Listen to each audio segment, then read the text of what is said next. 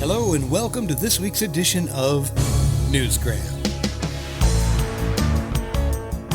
Dr. Eric Joseph Kolb has lived a difficult life. It's one paved with physical disability.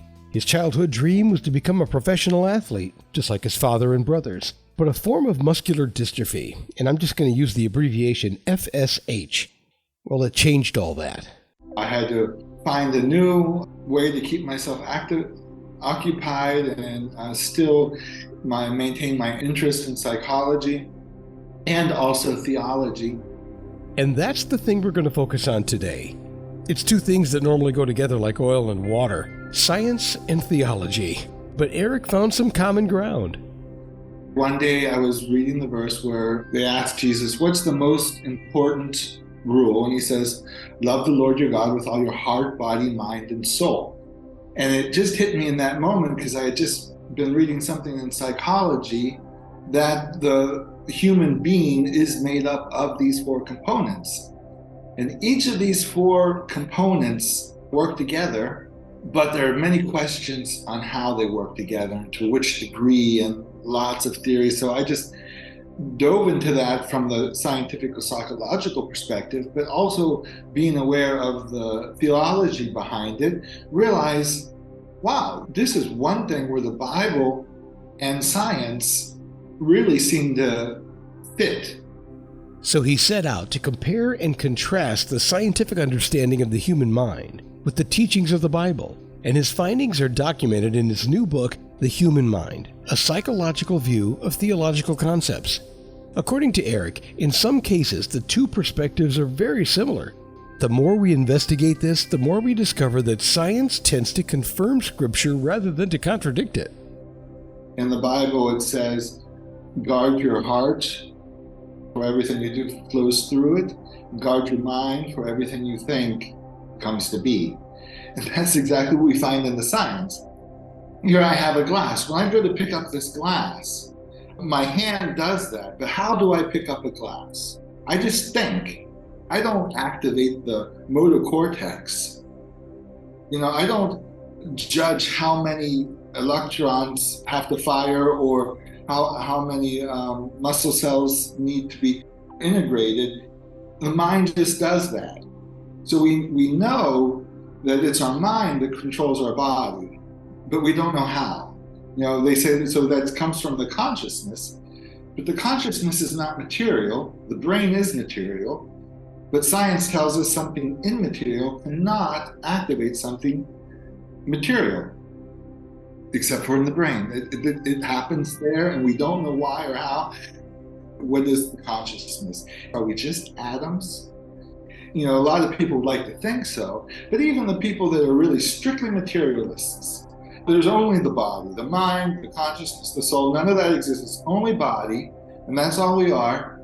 But no one lives that way. Even if they don't believe in God or spirits or anything above that, if they're strictly atheists, they still don't behave as if they were, because there is something more. It's just, we can't put a finger on it. I've said it before. There is a lot going on out there, and every time we think we have the answers, we're faced with more questions. The best advice I can give is to keep your mind open and to question everything. The answers will present themselves, and more times than not, we find that we're arguing about different versions of the same result. Both the science and the Bible are agreeing on the same thing. We are born to believe. I always say faith is blind, but it does not have to be ignorant. Some people can just say, read the Bible, that's it, that's the truth, that's all I want to know, and that's all I believe to know, and stop there. Okay, good. I like to read the Bible, but I've also read the Quran, I've read the Gnostic books, and the more I know, the more I understand, the more it strengthens my beliefs. He says that both Christian theology and scientific psychology agree that our beliefs are how we perceive reality, and that we choose what we want to believe. That being said, our core beliefs serve as a foundation on which our mind develops. And in his book, he outlines the various developmental processes of the human mind, beginning with what he calls the blank slate. When we are born, we're kind of like a new iPhone out of the box. It's got everything in there that needs to be in there to work, but I haven't programmed anything into it yet. It used to be that we would think any child can be anything at any time. And as a behaviorist, I work with children to mold their behavior and teach them and make them reach their potential of whatever that is without knowing what that is. And there's other people who say, don't even bother because it's all in the DNA. And I'm actually a perfect example of that. My father was a professional football player, American football player, and I did sports like crazy.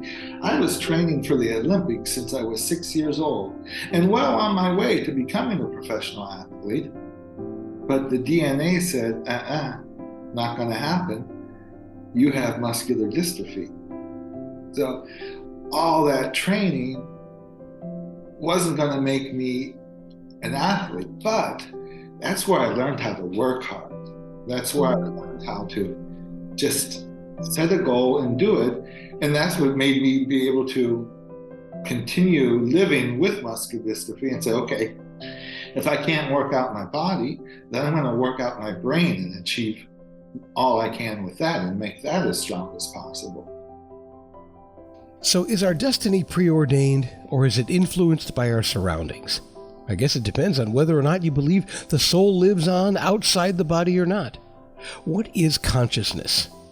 It's a lot to think about.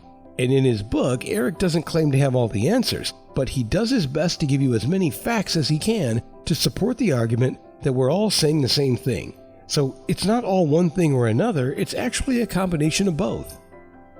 I'm not writing this to bring people to God. It's more about opening the discussion and say, this is what we have in the science, this is what we have in the Bible. Look, people, it's not that much different.